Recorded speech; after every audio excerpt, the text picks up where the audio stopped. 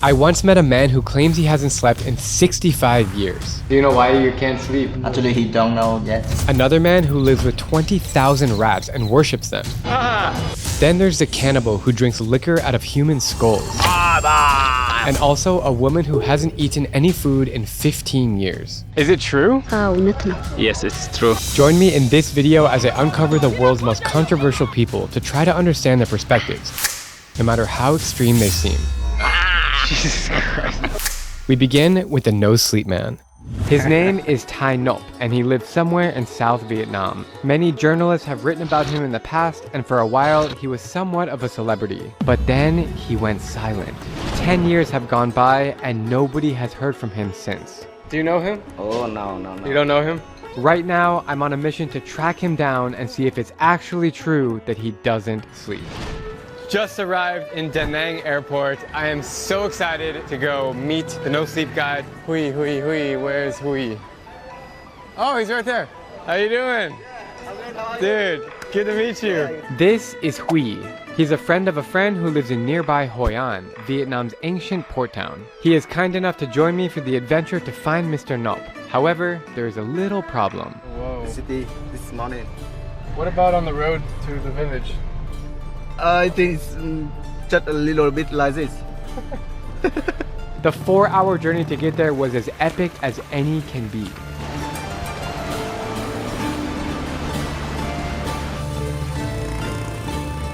And we had some pretty cool stops along the way. Couldn't pass up the chance to see the Golden Hand Bridge on the way to the No Sleep Guy. It's right on the way. I've seen pictures of it on Google for years, and it's pretty cool to be up here. Just a few hours away from the epic Hands Bridge was another really special place with a bunch of ancient temples that date back 1,800 years. We're here in the middle of nowhere. There's nothing around. We just came across this incredible 4th century Hindu temple complex called My Son, somewhere in central Vietnam. You know, I came here to go find the sleepless man, but this is absolutely outstanding. The greatest challenge is that I am alone besides my guide, and we don't know where to locate Mr. Nop. But after translating some old newspaper articles, we narrowed it down to one village and started asking the local people there if they recognized him. Printed out this flyer with his name, Thai Nop, if I said it right. And on the bottom it says, the man who doesn't sleep. I'm getting a lot of funny stares in the street, but it's all friendly. Everybody's smiling. Phang Kovet Ni Na Kam. She knows him. She know him, but she actually don't know him. Where is him house? They kind of know. They're like. Yeah. So what'd she say? Just go straight and ask. I think we should buy some gift for him. Get some oranges. Yeah, dragon fruit. Yeah. Look at all the fruit we got. Yes. 10 bucks. 10 bucks. For watermelon and oranges and dragon fruit and lychee. Super cheap, huh? And with that, we have some idea as to where he might be. I spoke to another local person and he told me that he lives in a blue house just outside of town. So I hopped in a motorbike and headed through the fields to find him. We made it. We found the house. The picture. Xin chào. That's him. Is that him? Yeah. Yeah, we made it. Xin chào. How are you? Okay. I know we kind of showed up unexpectedly, but I hope it's okay that we spend some time with him. Yeah. He said that at the moment he 80 years old. 80. Yeah, but he wants to sleep. He wants to sleep. Yeah. When is the last time that you slept? Yeah, he say it's a long time. I didn't remember. It's pretty wild that I found him. Yeah, Mr. Nop. Nop. Thai Nop. Here we are. Just a smiling man. The big search for Mr. Nop is finally over. Can you believe that it took me 3 total days of travel time from Arizona to Vietnam to find him? Now I am on a mission to learn all about his life and see if it's actually true that he hasn't slept in over 60 years. You know, the fact that he hasn't slept means he's almost twice his age because he's spent more time awake than anyone else's age. So he might as well be 130. His wife was super friendly and started cutting up the fruit that we brought over, and then I learned that they are very spiritual people.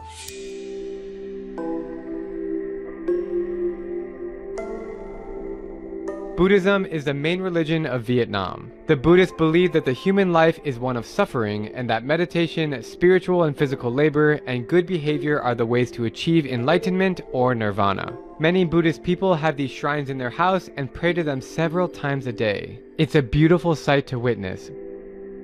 In the evening, like what do you do? Like most people, they 10 o'clock, they sleep. Yeah. What are you doing between 10, 11, 12, 1? Thì đứa đó hồi là He also working in the night time, making rice wine. Rice wine. Beer wine. Oh, so he likes to drink. Before the war, you slept.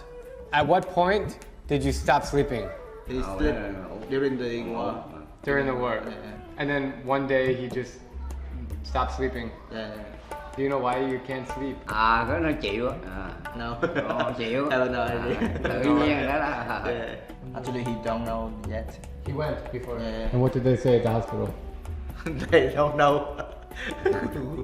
Mr. Nop's wife is preparing lunch for us. It's only like 10 o'clock right now, so she's been cooking, and it smells amazing. This is the son. Yes. Nice to meet you. What do you think about him not sleeping? He feels kind of normal now. So you sleep. Mất ngủ. Breakfast/lunch was served, and I gotta say that Vietnamese food is one of the world's best. It's healthy, it's clean, and it's plentiful. Nothing like a little shot before lunch. She make everything this morning. Thank you, Kaman. Tell her that it looks amazing. So what is this? This is chicken? Yeah, chicken. This is soup? Soup. Pork soup. This is a plate of congealed cow blood, and you just put it in the soup or eat it as is. More chicken, rice, and this is always got to have some kind of dipping sauce here. Yeah, right. Wow, this is a feast. Không, đây rồi đút đây nè. Mùi, bởi nhiều mùi. You're a lucky man because she's a very good cook. He's like, I know. All right, gonna try the chunk of blood. You dip it in the salt and pepper. Yeah, depend on you. Dạ, để em tự nó trước. Okay. Little salt and pepper. The texture is kind of like rubber. It tastes kind of like blood if you have a cut and you do this, but it's not as strong. It's good. You like it? Yeah, good for us as well. You want it? He's gonna finish my blood. What do you think about him not sleeping? Is it true? Thường đâu, vô nghe quen rồi. First time is feel alone, but at the moment it's a long time. Dạ không làm nó con nào đó. So it's true. It's true. Yes. He doesn't sleep. When is the last time you saw him in a deep sleep? 6 tiếng thôi chứ. Không có. Never? Really? Yes. Not yet. Ông đi miết này, ông ngủ. Do you sleep? I'm having a shot of rice wine every 30 minutes, every 20 minutes. Con. Here comes another one. Con. Yo! Dạ, vâng. Yeah. Yo! Đâu tập luyện. Thức sĩ nữa. Ông ơi, cho ít cô. It's strong. Apparently, it's 40%? Yep. That's the same strength as vodka. It's strong.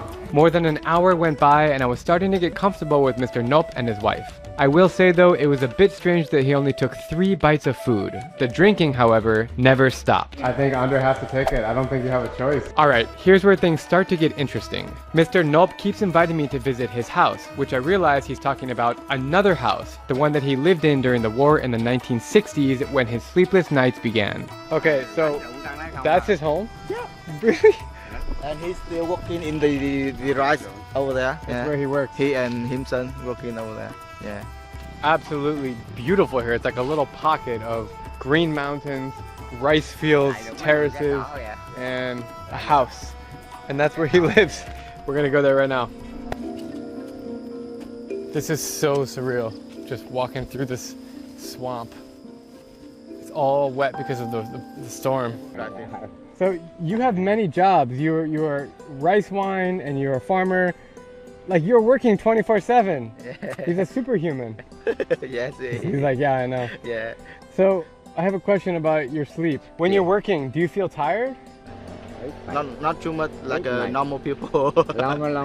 What's your secret? Like, is it the tea that you drink, or there's some secret that you have? Chè thôi. Yeah. He normally drink the tea, green tea, and rice wine. How much wine do you drink in one day? Yeah, He's like, yes. small bottle. One bottle. If you could sleep, do you want to sleep or you prefer to stay up all night? Yeah, he wish can sleep. Can I ask him about his hand? What happened here? Chiến tranh hồng Mỹ. American war. He's pointing at me. Yeah, American Ờ, war. He's like, this guy. Đá, This guy. I'm sorry. I'm sorry. Just a long time ago. It's okay? I mean, Yeah, I think okay. Just working in the yeah, with the left hand. left hand. Even though Mr. Nop dismissed my concern about his hand, I still have a feeling that there's a reason he won't open up about the Vietnam War, or as they call it out here, the American War. To summarize, this era of heartbreak is near impossible, but what you should know is that the war was fought between the communist government of North Vietnam and the anti-communist South. The allies of the North were primarily the Soviet Union and China, whereas South Vietnam was supported by the United States. I'm sure that you've seen the footage and listened to the music from the 1960s. A large portion of Americans took to the streets in protest against the US involvement in the war. In the end, around 4 million Vietnamese civilians were killed in this bloody conflict. I can't even begin to imagine what life was like for Mr. Nop, not just to live through the war in his adulthood, but also to fight in it. It really makes me wonder, could PTSD have something to do with his condition? If I was awake 24/7, I would need a place to hide out like this. It's just absolutely surreal to be here. And this is the house, right here. During the war, he kind of hid out in this place, and he's basically been awake since he moved into this house. And look how old it is. So I don't have a place to sleep tonight. I haven't booked any places, and I assume that there were hotels around here or something. He offered that we could crash here, like in this house. So I'm gonna take him up on it. It's gonna be pretty interesting. Tell me about this house. Like, when did you build this house with your hands, or when did you move here? Có 3 năm này cho mới. The first time he come here around 1945. 45? You have 2 houses, so why do you come to this one? At the moment, he thought that himself still live here with no wife. Himself with no wife. No wife. Yeah. And himself come here and stay a little bit and work in here. Night time he work in house. Just met some wife. I want to stay awake with you in the night and just talk and eat and, I don't know, watch TV. Like, whatever you do at night, I wanna be there with you. Yeah. Yeah. Do you want to make the rice wine tonight? Qua đây ở Yeah. trên đây. The Vietnamese wine. Yeah, I'd love That's to. right. If you could say any message to people in the world, what would you tell them? Cái bệnh nhiều lắm, bệnh bị nổ nữa nè. If the government or some fund have some money for him to make him better and he can sleep, because at the moment he want to sleep. So he wants help. Cái. Yeah. Maybe I can send him to the hospital. If he wants to go, I'll pay for his hospital. So he has another house. This is just one of his houses where he works and he sometimes stays, but he has another house that he stays at. He actually has another house. He has 3 houses. I'm confused. He keeps telling me about houses. This is his working house, then he has a new house where I met him, built 3 months ago, and then he has another house that he stays at. I really want to know what he does in the nighttime. Like, daytime he seems normal, he's hanging out, but like when everybody's sleeping, what has he been doing for the last 60 years? What's your favorite restaurant here? I will take you tonight, my treat. Does he drink coffee? Bình thường. Chú có uống cà phê buổi sáng không? Uống rượu. Only rice wine. Never coffee. Yeah, never coffee. Maybe if he drinks a lot of rice wine, he will sleep. A lot of wine. Yeah, right. When he drink a lot, like 1 liter or something, he sleep a little bit, 1 hour or 2 hours. Okay, so I just uncovered one clue. He does sleep if he drinks a lot of wine, Yeah, like a lot. 1 liter. Yeah, but it's kind of stop thinking into the head and he sleep 1 hour or 2 hours, then back at the normal. Does he know if there's any more people in the world that don't sleep? Không có. He don't know actually, but he thinks that on no one. Mr. Nop and I motorbiked back into town to his favorite restaurant. Have I mentioned that the countryside here is absolutely epic? We arrived at dinner and immediately entered into a wild scene. My name? What's your name? Yeah. Ask them if it's true that he doesn't sleep, if they know about it. 32 năm không ngủ. Yeah. Yeah. It's true? Yeah. No sleep? Yeah. Sleeping? No sleep. No sleep. Yeah. Đố người nào là không ngủ. My name Ngọc. No. You? Ngọc. You don't like beer? No beer? Only he wants rice Hey. liquor? The word of the day is yo, which means cheers. Yo. Hey. Yo. Yo. Yo. Yeah. I hope I'm doing that at 80 years old, just downing beers. Hey, tell me about him. What do you know about him? Không, ông làm vừa.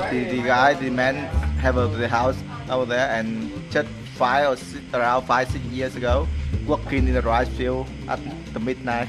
Yeah. We're sitting here eating a communal food and he's only had like one bite, so I'm starting to get worried that he also doesn't eat. Anh không chuyên môn nữa.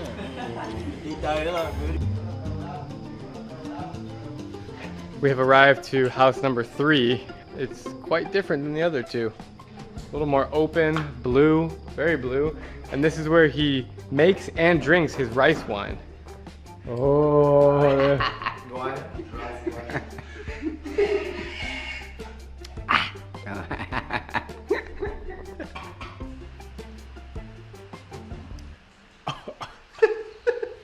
It tastes like a really bad version of soju.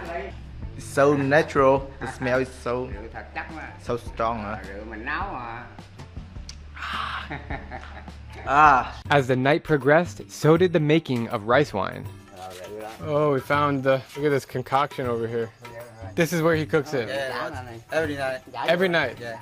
Wow. Inside the rice. And the fire in here. The water inside enough. The rice inside enough. Come through this way. Oh, he puts the bottle there. Yeah. Take it. The bottle in here. And then the rice wine come out. Is he gonna be here tonight making the rice wine? Yeah, of course. Around 2 a.m. Okay. If you can. Yeah, I would love to come. Yeah, I just need some to drink, you know? Okay, of course. He could drink with me. I want to see you in the nighttime. Yeah. And make sure that it is. That happen, huh? Smells like pigs. Whoa, there's pigs, bro. This is wild. Yo, there's pigs just out of nowhere. So he has pigs here for food to eat? Yeah, to sell in the market. Uh, To sell in the market. I'm back at house number 1. It's 8:57 p.m. and I'm gonna attempt to stay awake all night. See if it's true if he actually doesn't sleep all night. I'm tired. This is gonna be a wild night.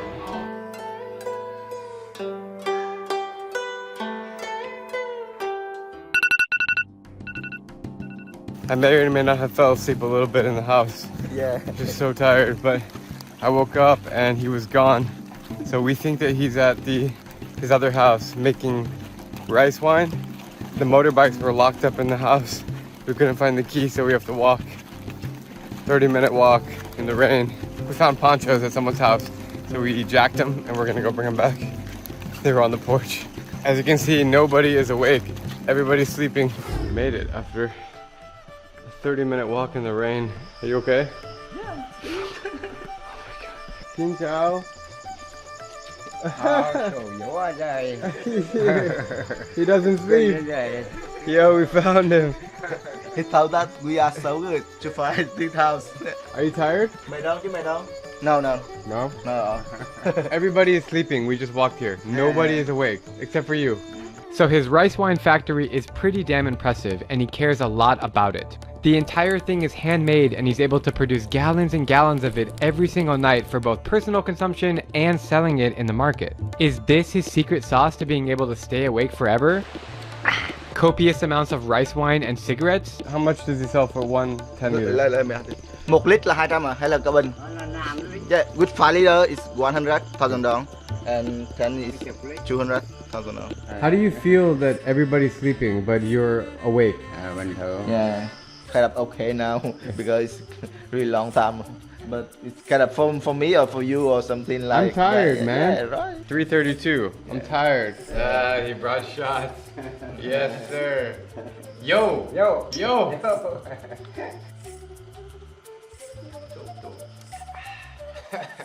He changed his clothes. It looks like he's got pajamas on. You ready for sleep?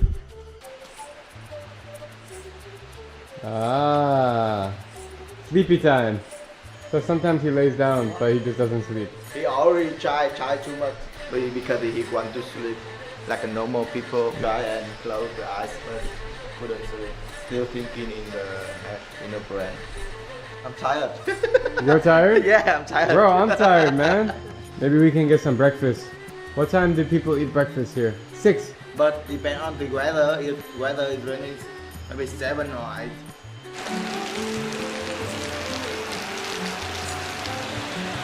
Keeps giving me more wine. Really, really bad. For real. Hmm? Không khỏe.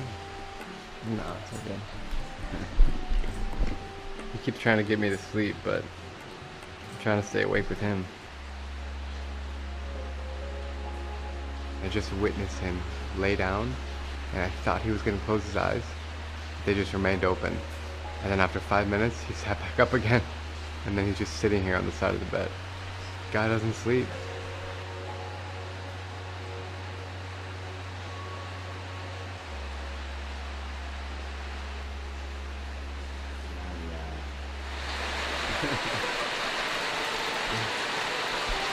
Update, it is 4:41 now.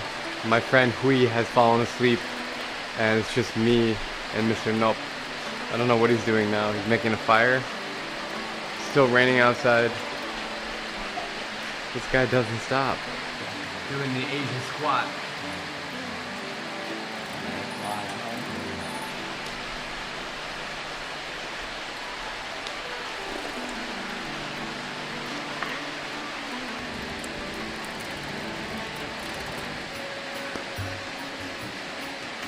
We're just chilling. We can't talk to each other, but as I always say, everybody smiles in the same language. Somehow we can just sit here and look at each other and get along. It's pretty cool.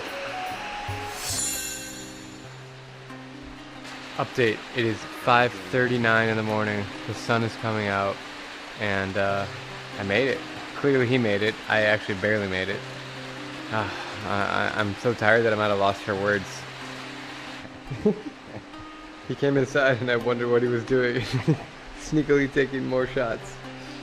You know, my life is always so go, go, go. And so it's really kind of nice to hit the brakes and just sit here and do nothing. Literally. I keep thinking to myself in my head, like, what are we going to do next? The sunrise just came out. It's 6:15 in the morning. But the answer is nothing. We're just going to sit here and look around. Wait. What's up, bro? I think he's talking to me about getting coffee, but I don't understand. Ask him if he wants to go to breakfast with us. We Quy too early for him. Có mà thấy thì xuống ngoài này là Too early, he doesn't sleep. Early for breakfast for him. Bye bye. In the blink of an eye, he just left to go feed his chickens at one of his other houses. So I might go get some breakfast and take a nap. I'm tired. Bye bye. And back into the rain we go. The poncho game is strong in Vietnam. It's always raining, and they're always on motorbikes. It's amazing how early everybody wakes up and eats breakfast in Vietnam. It's like 6:10 a.m. and there's a giant bowl of pho being prepared. Wow, look at this bowl, man. Oh man. Oh, that is so tasty. It's not very often that I meet superhumans. One of them was Wim Hof for his ability to withstand sub-zero temperatures. Another was Dan Meyer, the guy who can swallow multiple swords at once. And then there's Sultan Kosan, the tallest man on Earth. But something is extra unique about the sleepless man. I came here to investigate and see if it's actually true. Does he sleep or not? And my conclusion is both yes and no.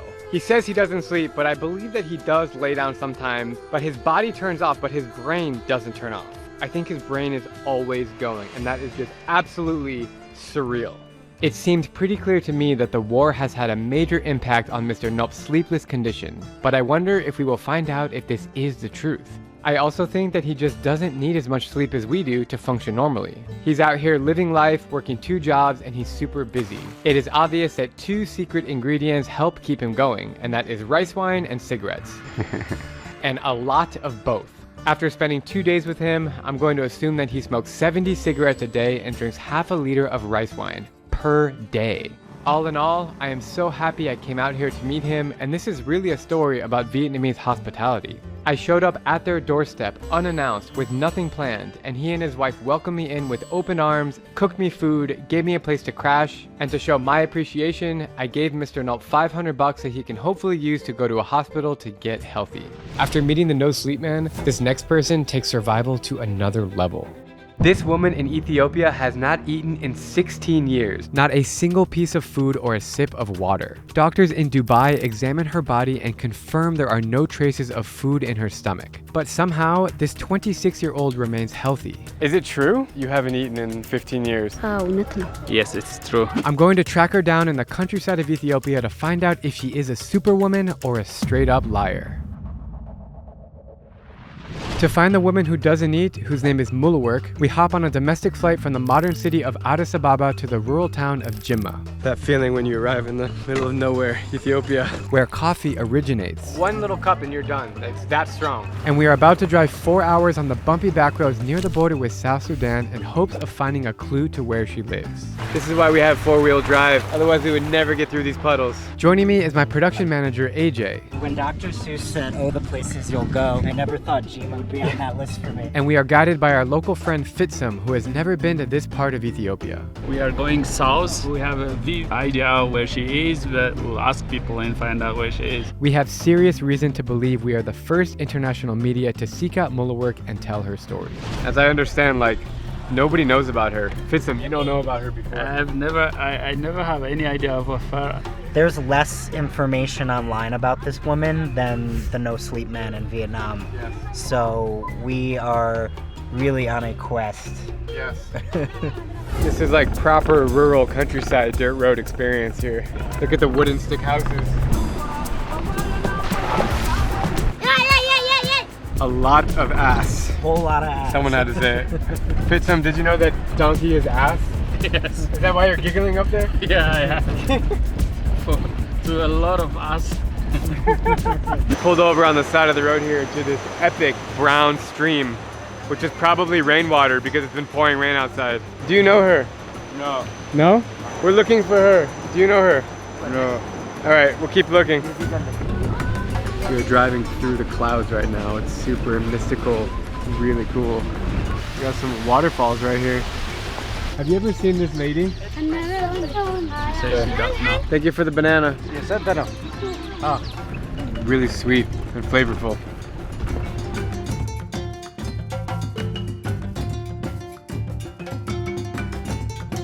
Just chilling here, literally in the middle of nowhere. We got a dude with a machete. We got a big ass bus that's passing us.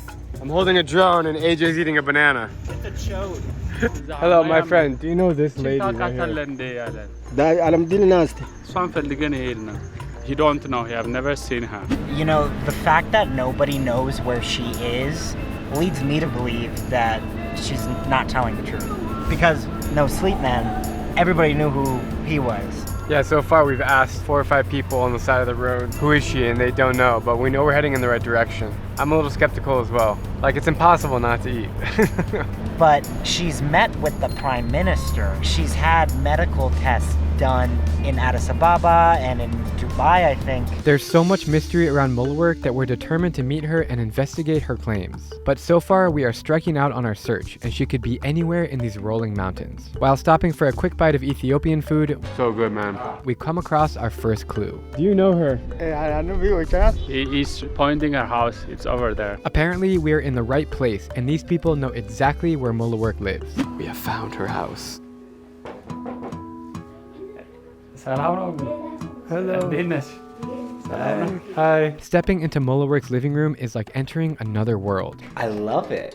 She's asking you to sit down. Okay, no problem. There are posters on the walls and a variety of antiques that make it feel like we're stuck in a time capsule of her childhood. And what is it? Did this one say here with a picture of her? It says unique creature of the Konta region. Never had water or meal for the last 9 years. She embraces the word creature. Is that the direct translation? Creature. Yes, yeah, exactly. Almost as they're using her to bring tourists here, but no one has come. And nobody told us she has a daughter. How could she have given birth if she doesn't eat? What do you think she's thinking right now? Who is this guy? It's remarkable how big and protected her house is compared to all of her neighbors. Apparently, this compound was a gift to Mulawir from the Prime Minister. To me, that sounds a little strange. Mulawir, what does it mean? That is a cross, like a cross on her neck. And Yanyos? She want to imitate like a racket, like a tennis racket. That was not what I thought it was. This is the bathroom in her backyard, which she doesn't use, but her daughter and her sister uses. Very, very interesting. Mulawir is giving us a tour of her backyard here. Beautiful garden, wow. Is this like your favorite hobby, is gardening? Yeah, she said she never liked sitting down doing nothing. She always work on the garden. She loves doing that. You're growing all this food. Who are you, is it for your daughter or are you cooking for people? I'll let it grow as much as possible and then harvest it. My sister is here, she could cook and eat, and whenever a visitor come and ask for that, I'll give it to them. Medicinal for the kids. You can smell it. Smells like strawberries. This is like a tea. Your house is really cool. Kitchen. You don't get hungry when you're cooking? Yeah, I cook as much as I want, but I have no appetite, she said. Even with the smells? No appetite, she said. According to Fitsum, Mulawir is already planning to cook dinner for her family tonight. So for now, she offers us tea, and I'm excited to sit down and get to the root of her 16-year fast.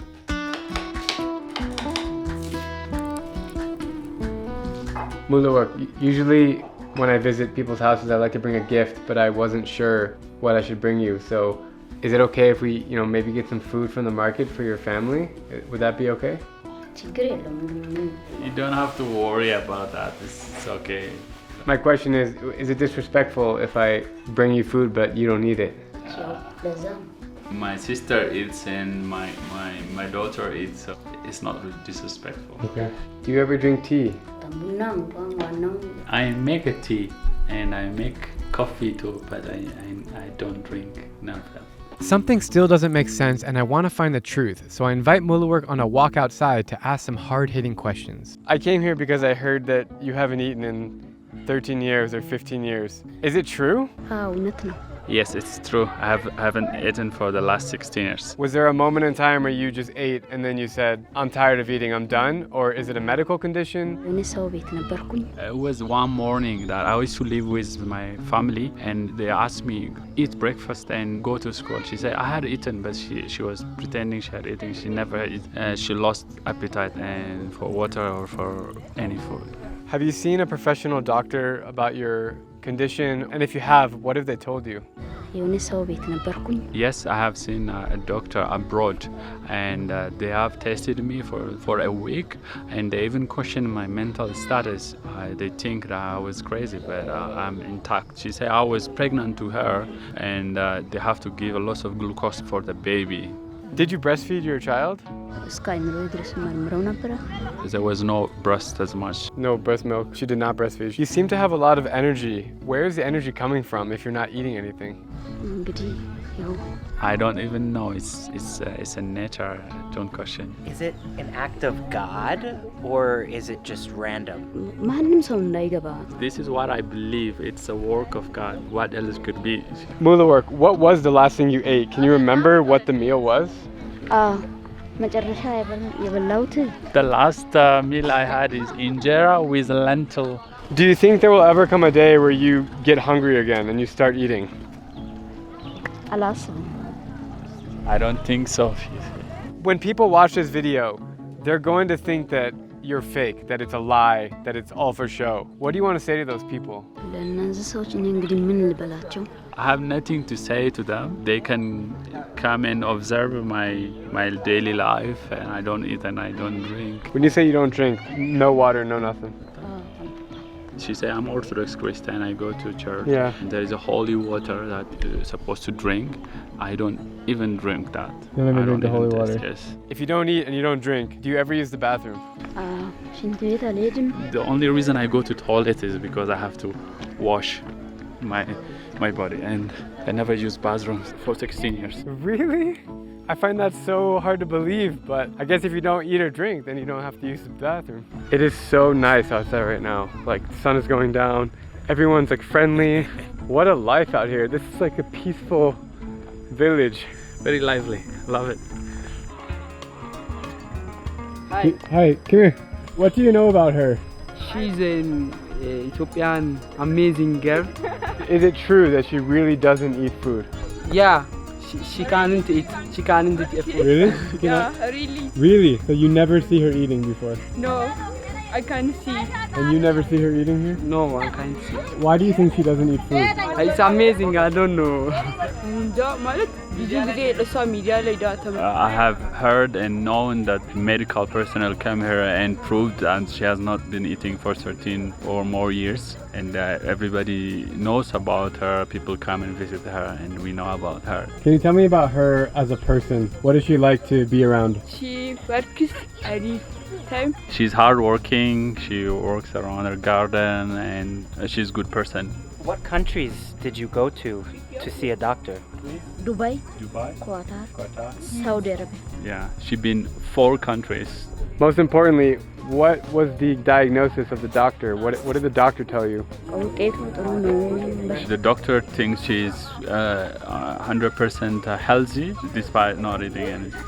You can see the crowd of people behind me that were just standing outside of her house interviewing her, and it seems like the entire village has gathered around. I can sense that Mulawir is starting to feel overwhelmed, so we go inside to give her some space. As we inch closer to dinner, her family starts to trickle in, including the man who first discovered her condition. His name is Mr. Balacho. He's the one, the first who discovered that she doesn't eat and drink. How did he first find her? He used to live in Addis, and every driver used to tell him that there's someone who never eats and drinks, and he was so curious and came all the way here and talked to her and brought her back to Addis 5 years ago.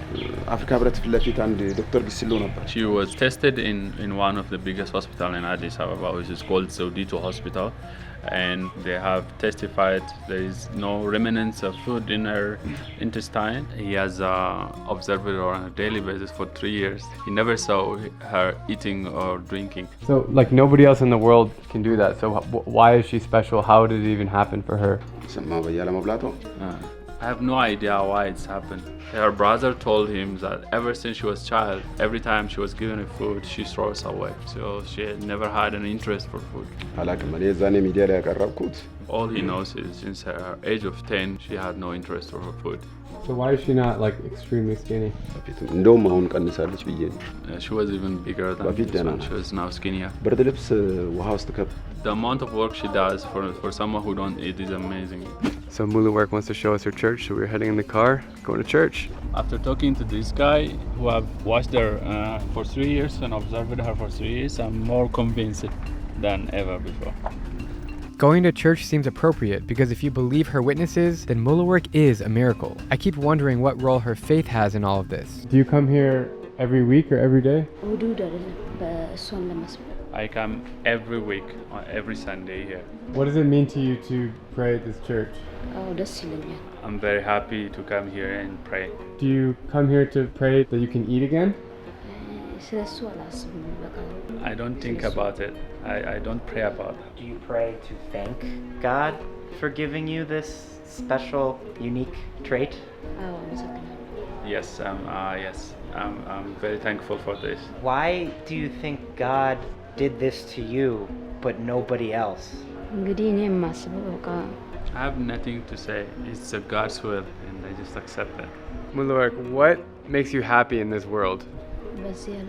Having a relationship with God and to have my daughter, to raise her is good. That's what makes me happy. What if your daughter stops eating? Will you be worried? I would observe her for a while, and if she turn out like me, then that's okay. How does not eating impact your faith? How does it help you feel closer to God? Some people fast to have a better relationship with God, but I don't eat and drink, and that That strengthens my relationship. How would you feel if you got a lot more attention and many more people wanted to come and meet you and share your story?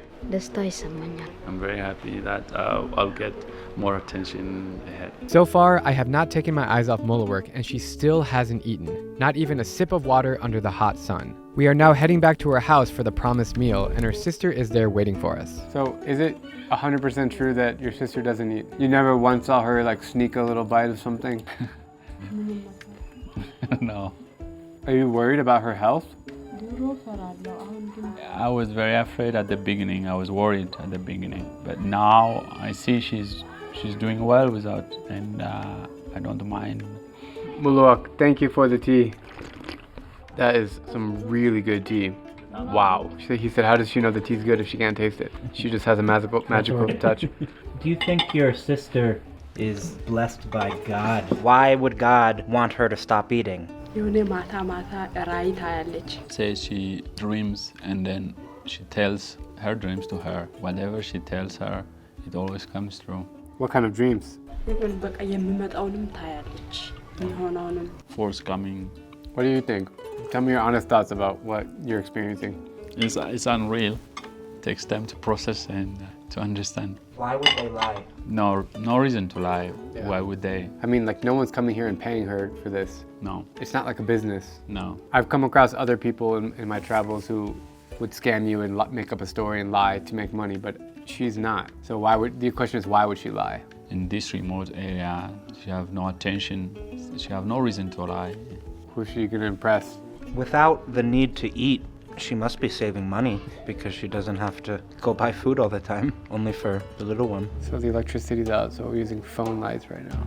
Then I asked for her passport, and she's bringing it out right now. Passport is proof. Cool looking passport. Let's open it up and see. Yeah, she has stamps in here. I feel like I'm an investigator right now. This is, that's Dubai, February 7, 2021. So 10 days. Were you seeing doctors every day? 7 days? 7 days in hospital. Who sponsored the trip? The Prime Minister of Ethiopia. How did you meet him? And what was the meeting like with the Prime Minister? He came to visit the national park, which is like an hour drive from here, and he discovered about her, and he come and meet her. That's a pretty big deal to meet the head of state of your country. What did he say about your condition? He said he's happy to meet her.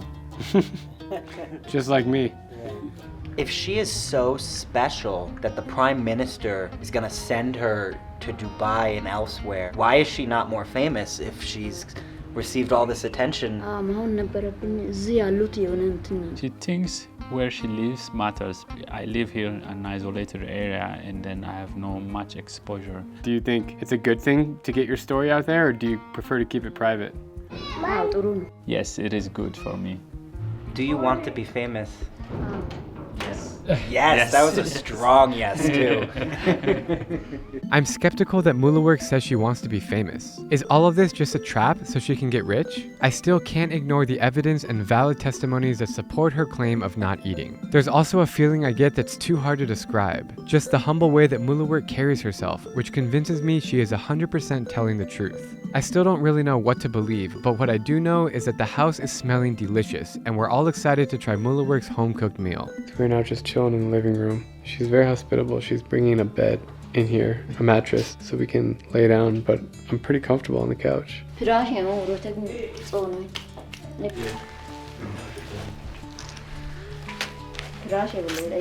Our driver has gone to the store and got all the ingredients here for Mulawir to cook. Thank you. We're getting sleepy over here in the living room. It's just so cozy. Mulawir and her sister are preparing dinner right now. They have all these ingredients. I don't even know what they're making, but it's starting to smell really good.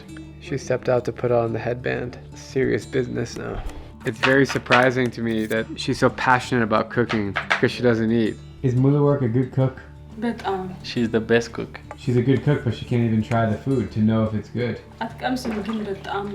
She just have the skill to cook best. She doesn't even test with the salt and the spices, but she just make it perfect. When you think about chefs in the kitchen, they're always testing it. You just see them like with a little spoon. She's using a black stone to mash up the garlic. If you forced yourself to eat something, what do you think would happen to yourself? He said, I don't think it'll hurt me or do anything, but I have no desire of eating. That smells really, really good. Like, wow. All right, after about an hour, dinner is ready. She's been cooking up a storm over here. I watched her, like, instead of tasting it, she like looks at it really closely on the stick for the texture. She just took out this massive piece of injera. You know, Ethiopian food is my favorite cuisine in Africa, and I've yet to have a homemade meal.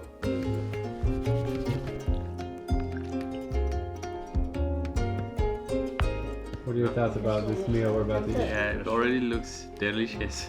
That is crazy. She just made that. Welcome to Ethiopia. It's amazing. It tastes like it Ask her what she thinks of the food. It is like the best. Whoa. That's really, really tasty. It's like spicy and sour, chewy. I don't know. Very garlicky, oniony. Is it crazy to say the best chef I know is from a lady who doesn't know what food tastes like? So here's what we know. We know that the Prime Minister sent Mulawir to Dubai for medical checkups. That trip is confirmed by her passport stamp, but we have no way of contacting those doctors to ask them what's true. We know that everybody around Mulawir believes her story, not just her family, but also her neighbors and acquaintances who have no incentive to lie. But we also know that it's not humanly possible to survive without food or water, let alone for 16 years. So that must mean that Mulawir is a superhuman, unless she's the most talented liar of all time. Next up, I'm coming face to face with a real-life cannibal. This man is a cannibal who smears ashes all over his body and drinks liquor out of human skulls. I came to India's holiest city to find out why he eats other humans, and what I learned will leave you speechless. Jesus Christ. Varanasi is known as the city of death. Every day, more than 300 bodies arrive here to be cremated, and their ashes are thrown into the Ganges River. But to find a real-life cannibal, we have to wind through the busy streets, ironically bursting with life. Om Namah Shivaya. I'm with my local friend Shubham, and we have one mission right now, to find an Aghori who is living somewhere in this spiritual city. It's really beautiful from up here to see the whole city. Just get a feel and a taste for Varanasi. I can't even hear myself think because there's so many horns. I don't know, man. I also hate this. This street is maximum chaos, maximum crowded. And you got to be careful you don't get run over by a motorbike. So in Varanasi, you can find temple at any place. Like every place is a temple. Like you see behind this one, it's like it's a place where culture is the most important thing. It's a temple just in the wall. I feel like if you don't know the city well, you're gonna easily get lost. In this area and in these small lanes, you can easily get lost. You feel like these buildings are caving in on you. They're like slanted. And crazy electrical wires that you only see in India. There's literally a cow blocking the road. How can we get by? These guys are carrying a dead body right next to me on the streets. Wow. What's really cool about Varanasi is that all the roads kind of lead to the riverbank here because it's so holy, this water. All the activities take place on these things called ghats, which are basically riverbanks. And these ghats are the very places where the cannibals hang out. We're hopeful we're gonna find one. I'm having a little bit of stomach problems from the curry I ate last night in the hotel. And it's taking a little bit of energy away from me. But deli belly, man, you just gotta deal with it. Bathing in the river is considered really holy for any Hindu, and that's why you can see a lot of them behind me that just jump in the river. All right, we're gonna ask this guy if he knows where the Aghoris are. Hello. Do you know where we can find any Aghoris around here? What? Harishan Ghat. He told us the name of a ghat, which is like a few minutes walk from here, like maybe 5 minutes walk. Okay. Thank you, thank you. It is incredibly peaceful out here. A lot of people just chilling on the banks of the river. You can feel the power of Varanasi. Mark Twain has mentioned that Varanasi is a city which is older than history. Do you know where I can find an Aghori man here? Mashan Ghat pe. Thank you. He mentioned the exact same name that the last person mentioned it to us. We're pretty close now. Okay, we spot the Aghori. He's sitting in a circle right now. He's holding a skull and a bone. What is going on? I got the goosebumps right now. Boom! This is so insane. So he's covered in ashes? Yeah, he just put on the ashes of the people who are born there on his body. Whose skull are you holding? James. Just a random man, just a random guy. Just a random guy. He might have picked it from here only somewhere. Meet Baba, an Aghori who spends his days scouring for bodies on the Ganges River. He practices rituals involving skulls and bones, meditates next to burning limbs, and eats people to consume their power. I gotta admit, I'm a little intimidated by this guy. He's ringing the bell uncontrollably. I don't know why. If this isn't stepping out of my comfort zone, I don't know what is. Is that human ashes you put on my face? Yeah, exactly. Okay.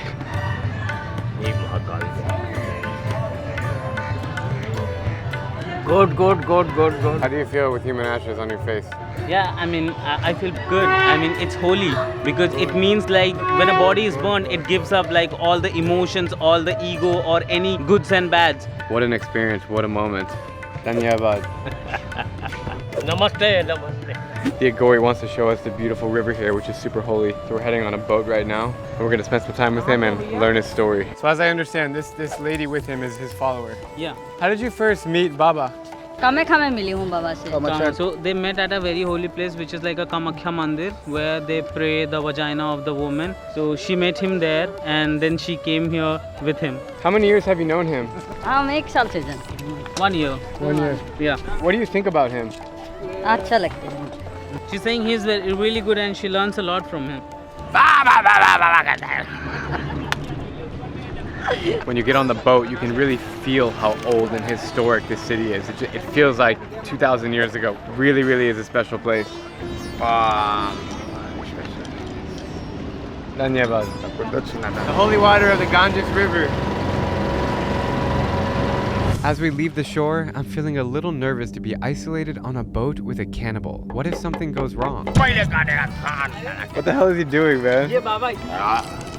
I've never held a human skull before. This is insane. I don't know what to think or what to feel. They just cover their faces in ashes, and now my face is covered in ashes. I mean, it's holy, so it's fine. I'm really curious to know about cannibalism. Like, do you eat humans?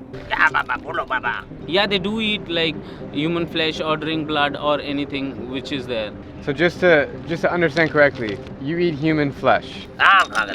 Yeah, he does it. He said yeah. I'm getting a little worried on this boat right now. What part of the human tastes the best? आदमी का दिल. He's saying heart. This is insane. Why do you love surrounding yourself with skulls and bones and blood and ashes? How does it make you feel when you're physically around dead people? काली और भैरव का साधना शमशान में भी होता है.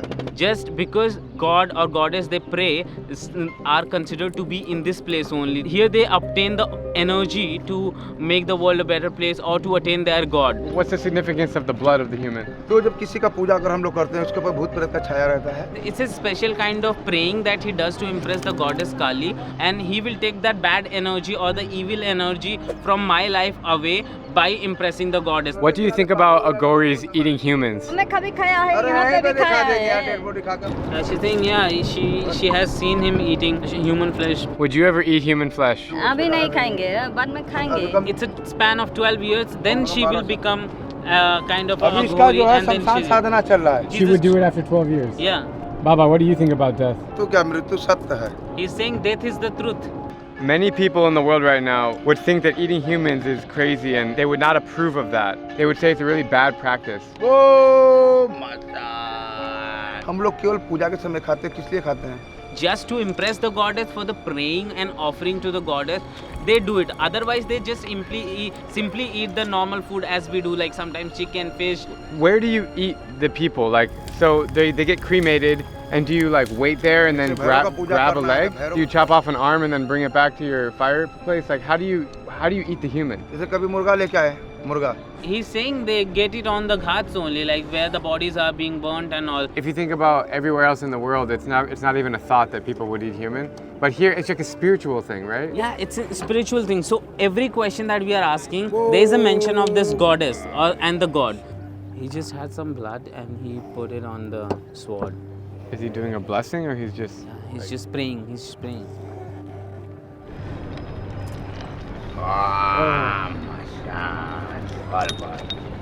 Baba.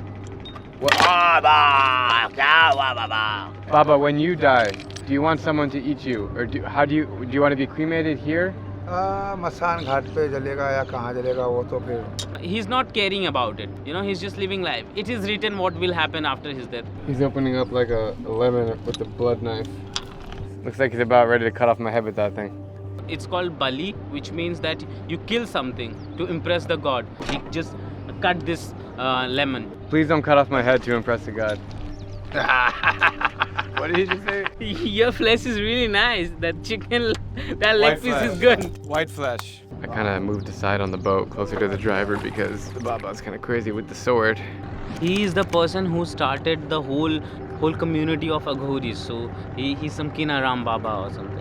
अरे का कर बापाई पाई सजनवा बटो. He sang a song which means like everything you are going to leave it in here on the earth. You are going to be burned down to the ashes.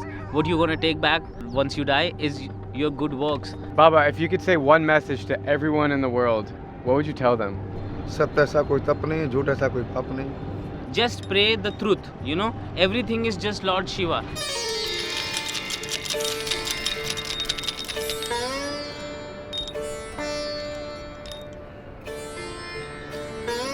He's built out this whole temple thing right in front of him with incense and fire, and everything is carefully placed in a circle. And he just said that he's gonna start smoking weed. Hara Hara Shambho. He's gonna smoke through a special pipe. It's called chilam. In American English, we also say the word chilam. I didn't know it was a Hindi word. That chilam is also a gift of one of his followers. He just drank the water from the river, which, as I understand, is very dirty. Yeah, it's very windy out here, so he's taking cover and then he'll blow it, I think. Baba, why do you smoke so much weed? ध्यान के लिए 24 घंटा ध्यान पूजा करते हैं ना. He's saying to meditate, he smokes weed. Okay. I really didn't want to indulge, but when you're stranded on a boat with a cannibal in the middle of India, you don't really have a choice.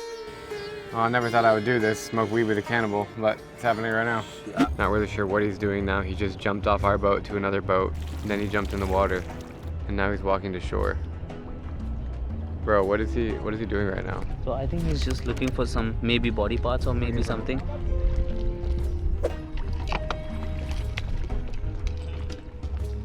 He's now giving me a skull in my hand, which I've never held in my life, and Jesus Christ.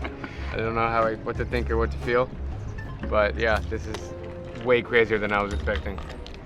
Oh, Baba. I'm not sure why he is pouring liquor everywhere, but I guess that's part of his ritual. And then he started drinking out of this human skull as if it were a shot glass. I just got booze all over my lens. Oh,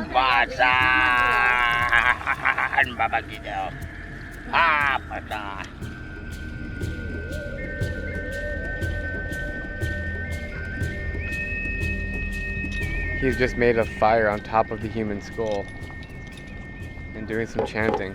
I'm just amazed by everything that this guy's doing.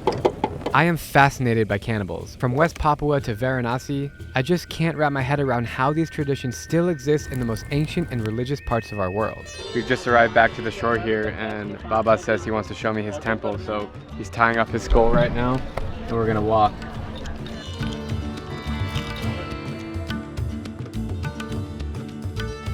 He wants to drink some chai together. Chai. Thank you. Prasad. Dhanyabad. It's almost an out-of-body पे experience जहाँ to be जहाँ here भाव है right वहाँ now. रूप है जहाँ अरे चंदा रहते हैं Side note, I'm Tara having like मत the worst diarrhea of my life. नहीं तारा I मत don't know if I should drink this right now. Sita भस्म आरती करते हैं ना. Seriously, my stomach is rumbling. Belly belly. All right, he's gonna go pee. We're gonna cut the cameras. Look how he pees. They squat. Your foot is covered in pee. It's okay? No problem. You Ganga Jal. He's saying it's holy water from Ganges because he drinks and eats from the Ganges So only. his pee is holy too. Yeah. Baba, would you ever drink your urine? प्यास लगता है तो P लेते. पानी ना है जी, गंगा जल है ना. He's saying, yeah, we do sometimes if we are thirsty. It's all holy water. Just when I thought this video was crazy enough, I find out that he drinks his own pee. Right in front of us is a cremation ceremony, Yeah, it's happening there. and Baba's walking through it. insane, bro. It's so hot. Flame in the face. So these are the woods that people buy to burn the bodies. A lot of wood. So there's this body. He's doing a last rituals and saying a last goodbye. It's kind of a holy process. So normal deaths are burned. So once it's burned, ashes are thrown in the river. So basically the river is full of human ashes. Yeah. The guy working here told us that over 250 bodies every day are cremated. All that smoke and the ashes behind me is a body being burned here on the river. It's really intense. It hits you in the face. For me, it's normal because, yeah, if anyone dies in my family or in my village only, we bring them to here burn. Do you want to be burned here? Yeah, of course. My grandparents, my grandmother, they have been burned here. How long does it take for the body to be burned? 4 घंटा 4 hours, 3 hours, depends on the body. There's another body right there in the orange that's waiting to be cremated. Just body after body after body after body. One of the guys' mother had died, he had burned her. So first he'll offer the food to him because it's holy, because he can bring peace to the dead ones. He's explaining to me that he's a guru for these people around him right now. Really cool to experience. The person in the photograph, she's dead. So the people who become Aghori keeps on looking for families whose ancestors were Aghori or who believes in the Aghoriness or the Aghori community. So that's why how he find him. Someone has recently died and they asked Baba if they can pray for her and they're feeding him in the back corners here. It's really interesting to see this unfold. We are now rolling up to the temple here. Wow. Samsantara. So she is the goddess to whom he pray and offer everything. He can bring peace to the body. Mahakali Kali ke Sarvesri Tarnanand Kare Devi Narayani Namaste Namo Namah. Kali Kali Mahakali Kali ke Om Kali Mahakali Kali ke Sarvesri Tarnanand Kare Devi Narayani Tarnanand Kare Devi Narayani Om Kali Kankal Kali Kali Kali Mahakali. As I'm watching Baba pray, I start seeing black spots. I haven't slept a wink, my food poisoning is really starting to wear me down, and I have this infected cut on my leg that has turned black with pus. I'm not one to always ask for help, but in this moment, I tell Shubham that I need to see a doctor, quick. Trying to find a hospital in India. Injection? I'm not getting any needles. You're not getting injection? Not here. It's from a cut from like a tree, like a thorn, and then it just got infected and it turned black. Do you speak English? It's crazy. So they sent us to another doctor, but he closes in 8 minutes, so we gotta go fast. So we missed a deadline, the doctor is gone, but they told us where he lives. And so we're gonna go knock on his door. I'm not really comfortable doing that, but Shubham says it's okay.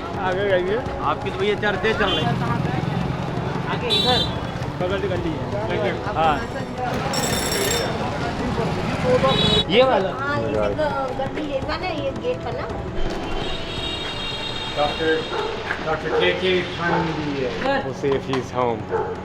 Maybe I just jinxed it.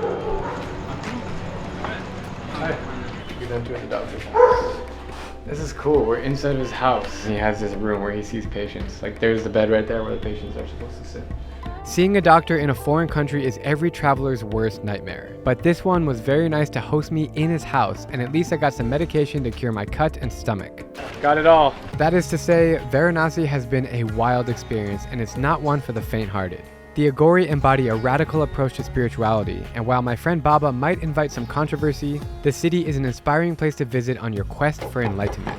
My next stop takes me to a temple that is unlike anything I've ever seen. This man worships rats. They are my family. His name is Gajendar, and he lives inside of a rat-infested temple in northwestern India. 25,000 rats crawling through holes, jumping on your lap, and even swimming in your lunch bowl. I came here to learn why this rat temple exists and to test myself to see how far I can go outside my comfort zone. Don't go anywhere. We are just about to enter the rat temple here in Bikaner, Rajasthan state, northwest India. I took the once-a-week flight out here with my local friend Shubham. I'm excited.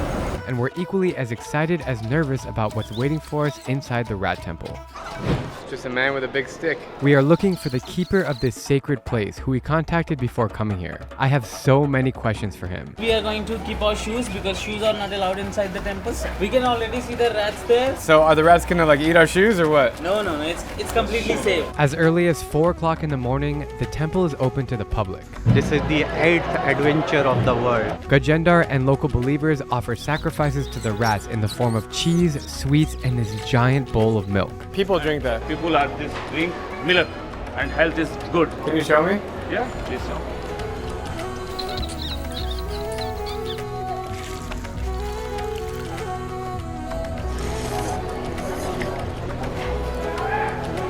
Very holy milk. Which animal's milk is that? It's cow milk. Cow milk. You never get a stomach problem from the milk. No problem. Never plague, nothing. Rats are known to carry dozens of diseases, and many people believe they caused the European Black Death, which killed tens of millions of people. Their dirty bodies transmit lice, bacteria, viruses, and fleas, and they contaminate food and water supplies with their urine and feces. Mate, you want to try the milk? Yeah, sure. You want to try the milk? I can. You will? Yeah, I'm an Hindu person, man. It's good. It's really holy and I don't fear anything. I can drink, man. No problem. And I can trust Hinduism above anything. This is my friend. How long did you know each other? More than 20 years. 20 years. Tell me about him. Descendant of the Karni Mata. The direct descendant. How many generations? 50 generation, I believe. 15 or 50? 50. So the first thing I realized when I walk in here is the smell. There's this rancid, sticky smell in the air. It smells like rats. No smell. There is no smell, no disease, nothing. No, but just the smell. I can smell the rats. For them, it's nothing. No smell. Nothing. They're very habituated to it. This is my family. We say Kaaba. Can we go see your family? Yes. Come Okay. How many rats are in the temple? Uncounted, no counted are thousand. This underground hole, and this wall is full. No idea. Every little room in this temple is just covered in rats. Look at this. When I think of rats, I think about the New York City subway or something that comes up in my dumpster at home, but here they worship them. It's really fascinating. If you're wondering why Gajendar keeps calling the rats his family, it's because he actually believes they are the reincarnation of his loved ones. It is said that these rats are descendants of the people from here. Yes, parents, grandparents, uncles, aunts, and long-lost cousins. This belief has been passed down over hundreds of generations and is stronger than ever today.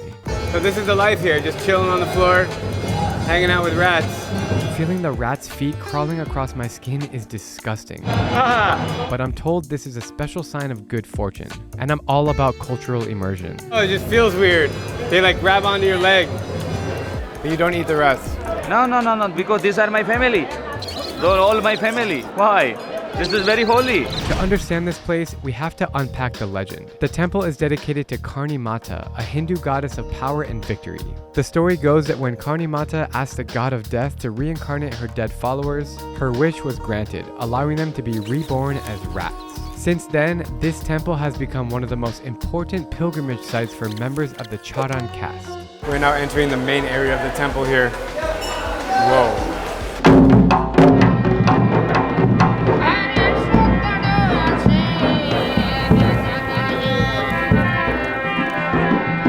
All the people behind me are pushing to get to the front of the temple so they can say their prayers to the rats. It's wild how they're like aggressively pushing to the front. It's getting really crowded in here. There is a main temple. People are coming here and praying for Karni Mata. How do people feel when they see the rats? Very lucky, village very better. Karni Mata is happy, like a blessing. So in every Indian temple, the queue is formed to just have a look, just one look of maybe 2 seconds, 5 seconds, depending on the crowd. They want to look at what? The goddess and just say what their wish is. That's it. What is going on right now?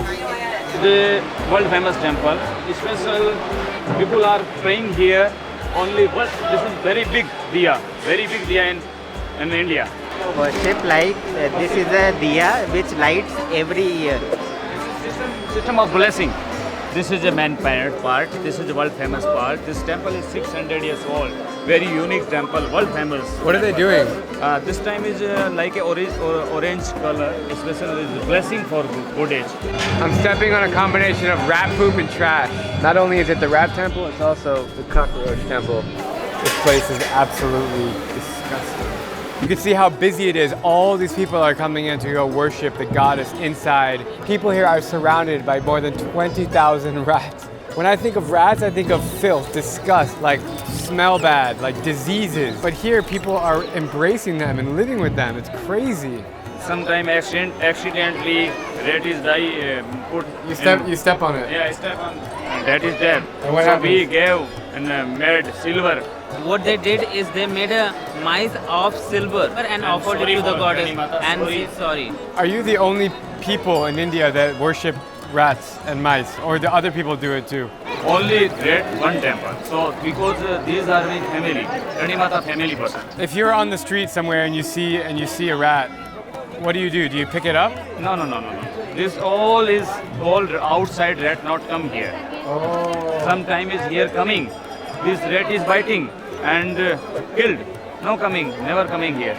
Lot of rats biting. The craziest thing about this place is the rats are very comfortable with humans. They'll eat directly from your hand, crawl on your shoulder, or simply just hang out with you. And believe it or not, it's considered good luck to eat food that they've nibbled on. Here is the kitchen in the back, and it's surrounded by rats. Hundreds of rats on the floor of the kitchen.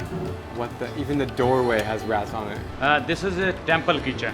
But the rats are eating the food right now. Yeah, we are also the same. These are my family. So we are together eating, together sleeping, nothing. Because these are my family. What is the rat's favorite food? Like fruits, anaj, like bajra, wheat, everything.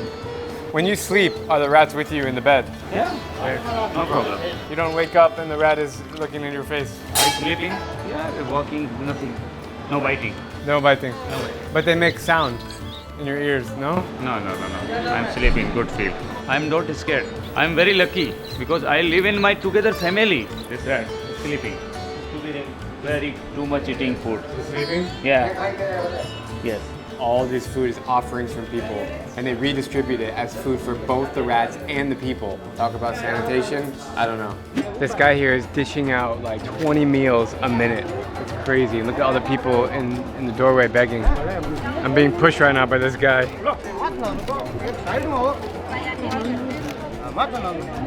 For the Kanimata offering, and after like a prasad we gave everybody person here coming like a prasad for Kanimata.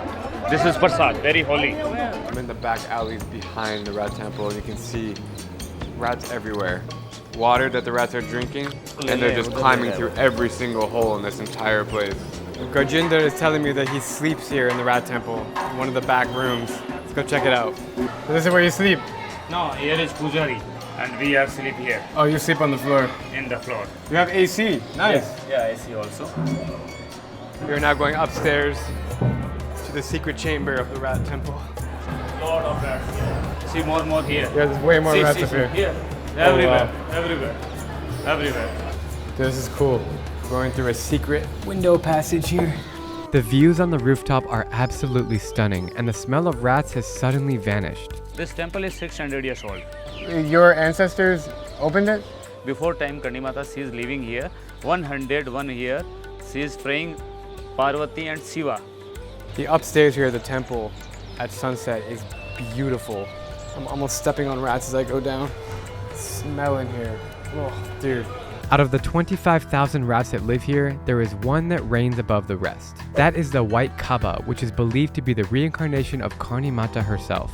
If you're lucky enough to spot it, it is good luck and you are blessed. Office What is it, the white mouse? Oh yeah, the white mouse. White mouse. Yeah. How do you feel when you see the white mice? So it's good luck. She is very good luck. She is very happy. His visit success and all family is very healthy, good and blessing. Meet blessing. Man, I'm really happy that I saw the white mouse because last night I was having a conversation with my dad and he has been to this temple and he mentioned that like if you get to see the white mouse, feel lucky. I can't handle the smell any longer, so I'm going outside with Gajendar to learn more about this rat temple. What was it like growing up here, and when were you first introduced to the significance of the rats? From childhood, he's been coming to the temples with the families, following the rituals. So as he grew up, he became very friendly with them. So now he's one of the priests of the temple. So how many priests do you have at the temple? पुजारी तो एक होता है. The priest changes every 1 month because everyone needs the opportunity to take care of the goddess. Is there someone recognized as like the highest priest here? नहीं वो एक है ब्राह्मण है वो है. Yeah, there is one. He's a Brahmin whom they consider his priest, guru. You know. You believe that all those thousands of rats are actually people's souls. Yeah. So essentially, you're around all of your ancestors when you're in the temple. Yeah, absolutely. तो next time वो इनके पास मंदिर के माता जी का काबा बनकर आ जाता है. Depending on what kind of work you did in the whole life, you get to stay inside the temple accordingly. Inside the temple, it's heaven and hell. If you keep a rat as your pet and you keep on feeding him, he will get fat, right? But inside the temple, there is no lack of food. But still, the rats are of the same size. They are like same body, same structure. Why? Because the goddess has given them that form. If the rat dies in the house, it becomes like a very big thing, like it smells a lot. But here it's just the normal smell. It's not like the smell of like a dead rat. It's just the poop. Gajinder has taken us to the house that he grew up in, where his family is currently living. You know, as a traveler, it's really important that you respect religions and you try to understand and ask questions. And that's exactly what I've been doing so far in this story. But I can't deny the fact that it's pretty disgusting. And this is my own personal opinion. Just infested with rats. People are eating with them, drinking with them. And they are dirty creatures. There's no denying that they're dirty. Nonetheless, his wife is kind enough to make us some chai, so we're gonna have a chai and chill for a little bit. Chai and chill. Thank you very much. So, you have kids? 2 daughters. 2 daughters? 2 daughters. Can girls become priests or only men? Only men. Only men. Only men. This is traditional of temple. Do you think one day women can become priests in the future? No, never. No, never. Can you imagine living a life without rats? No. Never. Never, because मैं बड़ा हुआ छोटा हुआ लेकिन मंदिर में ही. He cannot live without being around rats because since the childhood he has always seen the rats. He has been among them, as he has mentioned again and again. The rats are his family, so he cannot be away from rats. So the question here stands like he don't want to do that, like stay away from rats ever. This is what travel is all about. Although I will probably never go back to the rat temple, I do respect those that worship here, and I'm grateful for Gajendar for showing me around. For the last encounter, I'm about to meet up with someone who thinks he's the real Jesus Christ, and everyone around him thinks it's true. Is he the real Jesus? He's the real Jesus. I like Jesus! Hallelujah. But not everyone is a believer. I don't think it's real. That's Aghori man. That one is a lie. You have to crucify that man. I am on my way to track him down to see if Jesus is really back, or if this is just another cult.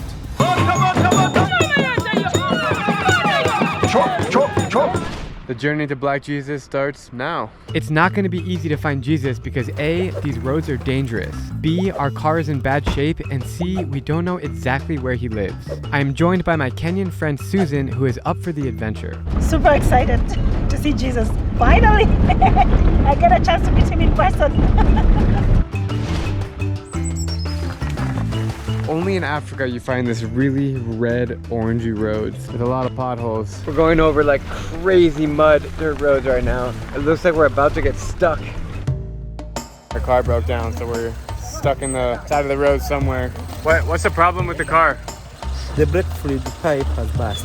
I hope you can fix it. What? While we're waiting for our car to get fixed, we're gonna dip into a restaurant here, get some local Kenyan food. Thank you very much. Very local food here. We have ugali, which is this. It's literally like Play-Doh, the same exact texture. You make a spoon with your finger, okay? And then now you you dip use it to scoop. You look good, you guys. You guys are so handsome and so cute and all the things good in this world. I love your hair. I love your hair.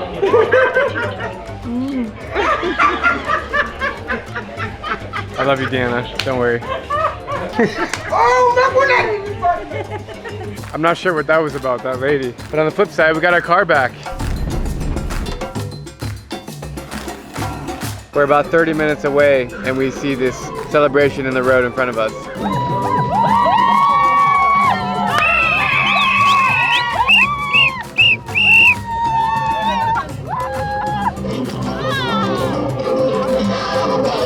After an 8-hour journey from Nairobi, we have finally made it. So excited.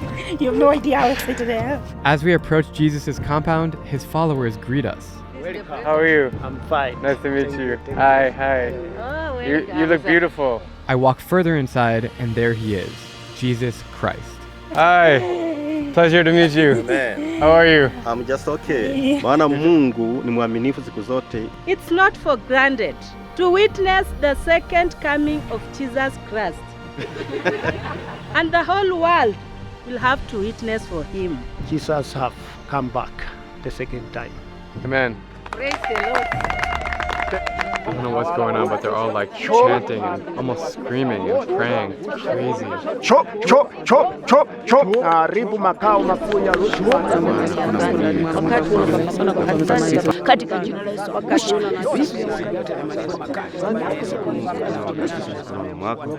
I've never seen anything like it before.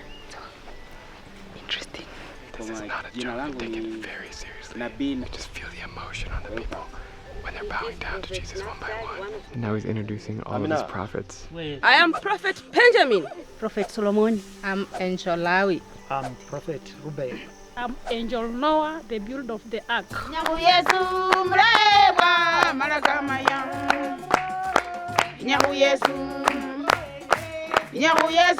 They're still doing the ceremony and drums are coming out.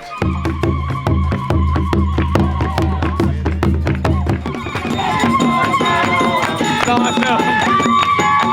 at her, look at her.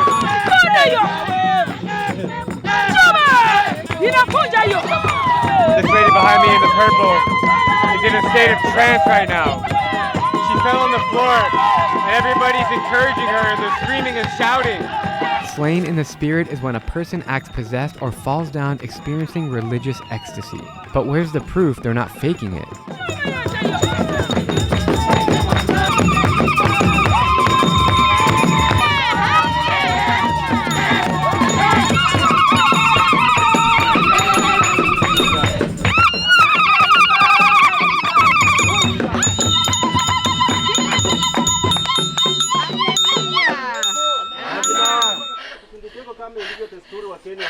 Because of the prayer she prayed, so the Holy Spirit came into her, and like an angel took her away to the outer world. So now what you saw, she was in an outer world. That was unlike anything I've ever experienced anywhere. The emotion, the spirituality, the realness of it. Now they're dancing around the village with the drum and singing.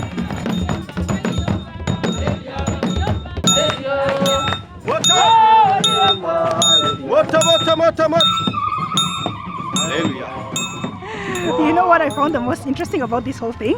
It's like a blend of three things. The first thing is Christianity, because I saw them reading the actual Bible. Second thing is their Jesus, which is not the Jesus of the Bible, so that's a little bit weird of a mix. And then the third thing is the Africanness of it all. You see the welcome that they give the people and all the singing and the dancing is African. to welcome people. That's how you do it the African way. So it's like a really interesting blend of three things together.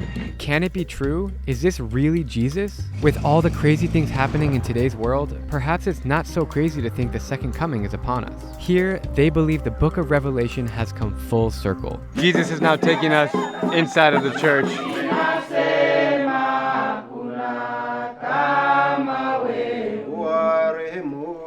How does it feel to be Jesus Christ? He's very happy because it's the job of the Lord.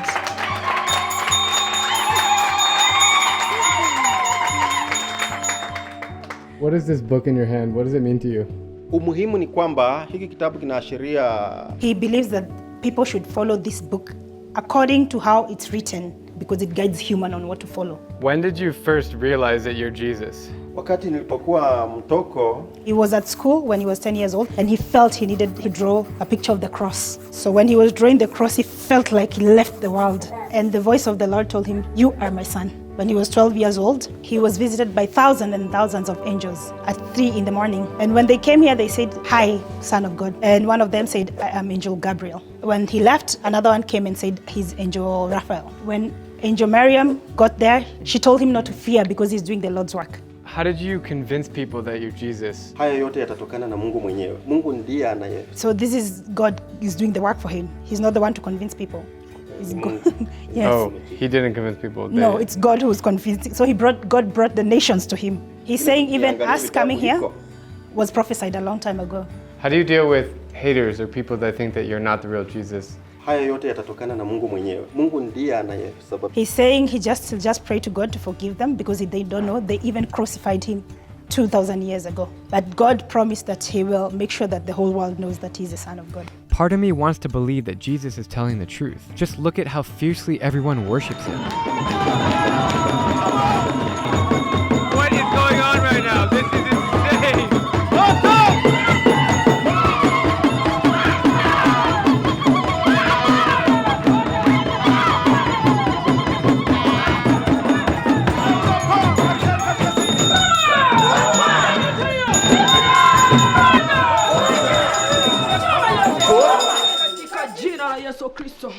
Thank you, Jesus.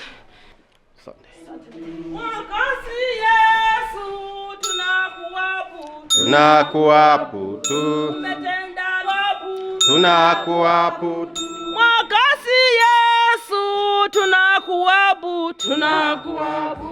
So the spirits just left, went to Asia, went to America to like fight all evil.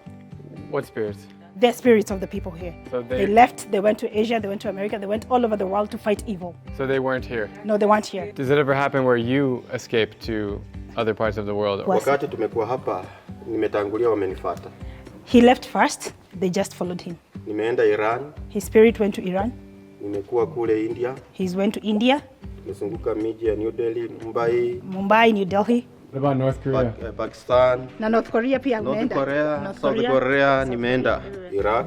He went to Iraq. Pia tumekuwa Afghanistan. You're naming like all my favorite countries that I visited. Kuna sababu. There's a reason why you visited those countries. I visited because of you. Kwa ajili pia ujumbe utaenenda mpaka 2058. The gospel he's preaching right now will spread until 2058. 2058, and then what happens after that? There'll be a new generation. Kwa ajili ya farasi mweupe duniani. From next year, there's going to be a big earthquake because there's a white horse coming to earth. Really? Jicho litamtazama. What date? Mwaka tu ukielekea kuisha. He's not going to say the date, but it's the coming year, at the end of the coming year. Earthquake where? It will be all over the world. Kwa ajili ya farasi mweupe. Because of the white horse. Farasi wale 7 wenye mapiko tayari wamo duniani. Okay, there already is 7 black horses in the world. That's why there's issues in Israel and Gaza. They're not following the word of God. Russia as well. Ukraine, Libya, Afghanistan. There's going to be an issue in Beirut as well. Equator, at the equator as well. You can predict the future. Yeah, because he has the power from God, because the son does what the father does. What do you want to say to the people who believe that you are running a cult? He's not a cult. He's Jesus. Na wajue ya kwamba mimi si pastor, mimi ni Yesu. And they should know that he's not a preacher, he's not a pastor. He's Jesus. Baba alichunguza akaona ya kwamba hawa wamefunja. Because God looked and saw that people were breaking the covenant with him, and he decided to bring him back. The more Jesus points to wars, conflicts, and the climate catastrophe, the more I'm starting to believe he's back. It's no secret that humanity is in need of saving. But what do his prophets think? Is he the real Jesus Christ? Yes, he's the real Jesus I've ever met. He's the same Jesus who was there, and he has come back now. He's the real Jesus Christ. Did he cure any sickness of you, or how did you meet him? I was feeling very ill. I was very, very sick. I had moved over the hospitals. I've been taken to several hospitals. I was in a coma for almost a month. The moment I was brought here, Jesus prayed. Then he prayed for me. That very day I woke up and I was okay. Some people think this is a cult. To me, he is not fake. You cannot direct God to do something. Got it. He knows what to do. Because what he has done for me, it is marvelous. God knows what to do. It's the real deal. It's the real Jesus. How do you know Jesus? When he was coming out from the jail. He was in jail? Yeah. Why? Because people were trying to make fun of him and think that he's not a good guy, but just this year, I guess. Oh, so you just met him this year? A few months ago, yeah. You met him a few months ago? Yeah. Is he really Jesus? Yeah, I can say he's a God sent. on the internet, people say they want to crucify you. When you read the book of Hebrews, that is not good to crucify me. So you don't want to be crucified? That is not good. It happens when I was there in the Middle East. So you don't want to happen again? But the police take you in the police station. People think that it was a cult. So the police arrested you? They arrested me for 7 days. But when they investigate, they didn't care, and they have no reason for you to be arrested. They have no reason for me to be arrested. If you could give one message to everyone in the world, what would you tell them? I would like to tell them that I'm now back. I never thought I would meet Jesus. This is a fantastic day. What's interesting is that I always hear Jesus talking about how his soul is carried around the world. And you see the fence here, it says Jesus of Tongeren, and your soul shall live in Australia, South America, Antarctica, Asia, Europe, North America. So he says it right here on his gate. Do all the prophets live right here in this village? No, they usually come from home. Who lives here, all these houses? Jesus lives here alone. Really? With his family. With his family. We've entered Jesus' living room. Pretty cool in here. This is your house. I'm gonna... This is Angel Benjamin. This is Angel Benjamin, the wife to Jesus. Amen. Jesus with a wife and kids? Well, that's new, and it doesn't quite align with what the Bible says. 10 Commandments. What do you think about the 10 Commandments? Wakitimiliza haya maagano ya 10 Commandments. He believes that all human beings are supposed to fulfill the 10 Commandments because it means if you follow them, then you'll be saved. Wanadamu wamefunja the Sabbath day. People do not follow some of the commandments like the Sabbath day. Nobody follows the Sabbath day anymore. He's saying when he preaches, people say that this is only for Jewish people. Can you tell Jesus that I'm Jewish? Maoni yangu kwa Yahudi ni kwamba he's saying that Jewish people should also follow the Bible because during the time of Jesus, he made life really hard for him. But now the gospel has spread to everybody, regardless of how hard you made it for Jesus. So even you should follow the Bible. We believe that Jesus was Jewish. Kulingana na miaka 2000 iliyopita nalikuwa kule Uyahudi. He believes that 2000 years ago, he was Jewish, he was there, but he has come back now as an African. In this room, they're repenting their sins to Jesus.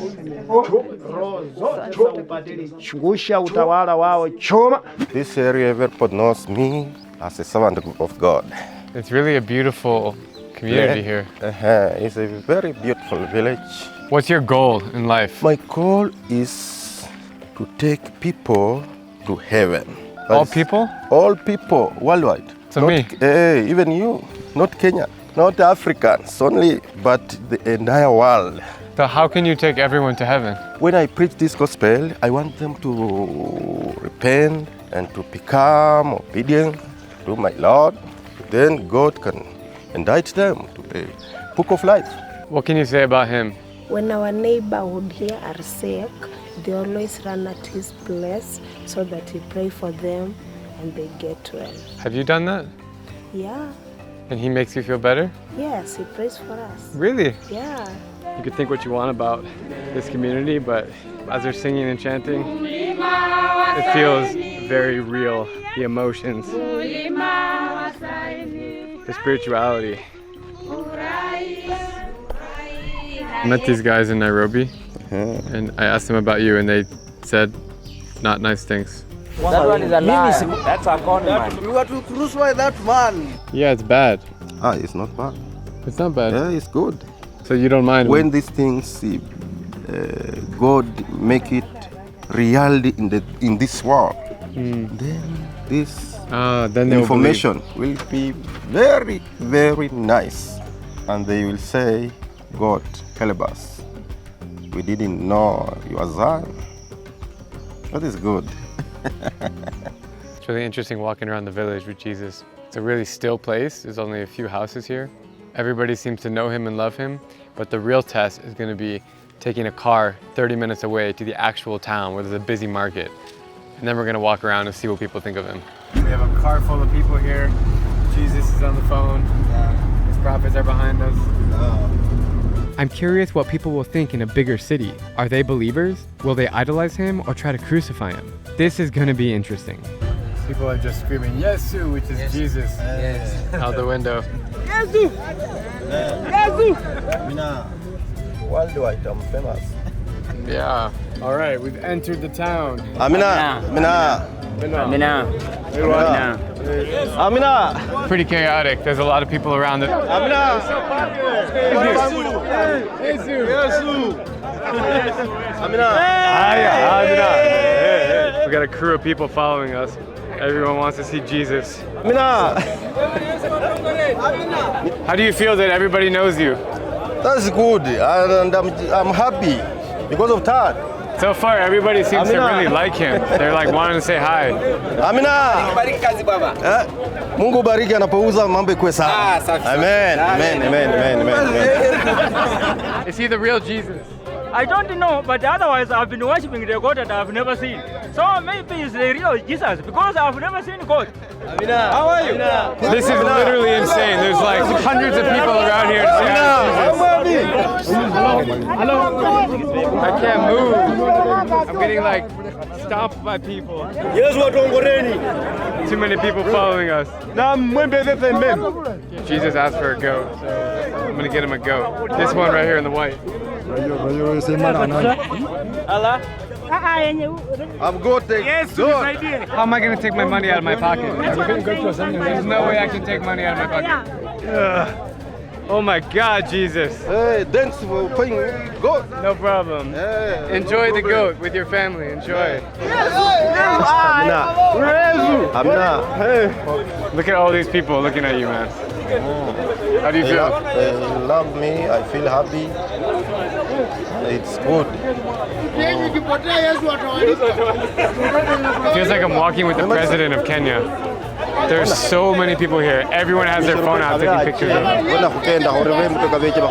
Makes me think that it's not a cult.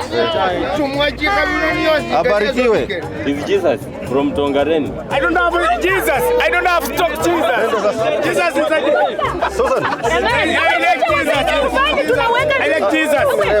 I like Jesus. I like Jesus. Look how many people are crowding around the car.